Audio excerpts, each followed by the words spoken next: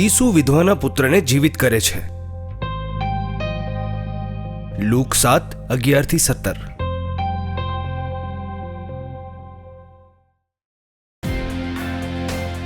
ત્યારબાદ ઈસુ નાઇન નામના શહેરમાં ગયા. એમની સાથે એમના શિષ્યો અને એક વિશાળ જનસમૂહ પણ ચાલી રહ્યો હતો. જ્યારે તેઓ શહેરની ભાગોળે પહોંચ્યા તો લોકો એક મર્દાને લઈ જઈ રહ્યા હતા.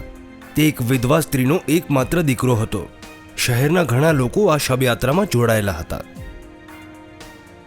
માને જોઈને પ્રભુને એની દયા આવી અને તેમણે તેને કહ્યું, રડીશ નહીં. અને પાસે આવીને તેમણે ઠાઠડીને સ્પર્શ કર્યો. એને લીધે ઠાઠડી ઉંચકનારા ઊભા રહ્યા. ઈસુએ કહ્યું, યુવક, હું તને કહું છું, ઉઠ. મરદું ઊભું થયું અને બોલવા માંડ્યું. ઈસુએ તેને તેની માને સોંપી દીધો. તમામ લોકો અચરજ પામ્યા અને આવું કહીને ઈશ્વરનો મહિમા ગાવા લાગ્યા.